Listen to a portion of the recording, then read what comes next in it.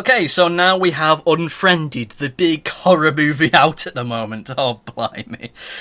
You know, going to see this movie in the cinema was such a great experience. Watching all the trailers for all the other bang, whoops, there goes me trousers horror movies that we have at the moment. It just felt like one massive headache, like you just sat within a tumble dryer going round and round, clattering about. Good grief. So, the story to this movie is, on the anniversary of their friend's suicide, a group of teenagers get mysterious messages from someone on Skype alleging to be their dead friend. Spooky things happen, people die, bang, whoops, there goes my trousers. Things go bump in the night, and that's just about it. It's directed by nobody, it stars people who we'll probably never see ever again. This movie is utter garbage from start to finish. Look, I'll be honest, it is far better than I thought it would do. It is only garbage. It is only trash. It is only rubbish. But it's still trash, garbage and rubbish. Even though it is oddly watchable. Now, I have to say, to the movie's credit, to be fair to it, it does do the social media stuff fantastically well. Very well realised, very well recreated. It does look as if they really are on Skype, which is the point that we've gotten to with special effects in movies, where we can recreate computer desktops perfectly.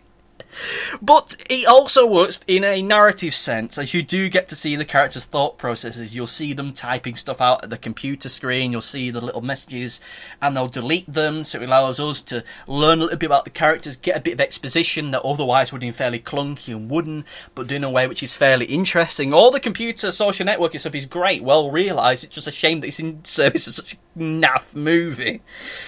The big problem this movie has, bar the fact that it is the bang, whoops, there goes me trousers horror movie that we've seen to death for the past 10 years or so, is that it suffers from the same horror movie problems that we've had for decades, if not centuries now, which is that we simply don't care for the characters within it.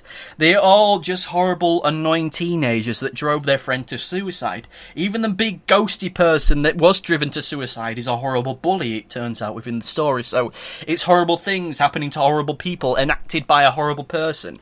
It is alluded to that she had some history, problems with her family, but that is pretty much taken absolutely nowhere, because then we just find ourselves into more loud bangs and horrible gory stuff. Well, not even gory stuff, it's too dark to see anything gory. The movie, after it's done the bang, whoops, there goes with trousers stuff, it just descends into this almost subpar Nightmare on Elm Street death sequences with wacky, silly, over-the-top deaths which have absolutely no real dramatic impact to us whatsoever. And they are so horribly telegraphed into it, it's absurd. There's the big one that you see in the trailer, which is that there's this fat kid, because he's all quirky and wacky, he decides to make salsa at his computer table with a blender. And oh no, he's got killed by a blender in a wacky over-the-top way. Oh no. There's also a character that always walks around with a gun. I wonder how they'll die. Oh no, he got shot. Oh dear. At the end of the day, this movie is just garbage, trash, rubbish, wholly inoffensive in what it is. There's some film critics that have tried to read bigger, more interesting things into it, saying that it's a movie that is actually about internet addiction, which is about cyberbullying, but at the end of the day, I simply don't believe that. For my money, it feels as though it's just a movie that exists because it's bringing together two demographics, almost like in a Venn diagram. On the left, we have all the people that are really into social media and YouTube and stuff, and on the other side of it, we've got people that really like the things that go bump in the night horror movies, and they just kind of converge in the middle, and these are the kind of people that should really like this movie, even though in reality the kind of people who this movie will play best to are about 13 or 14, which is way too young to actually go in to see the movie.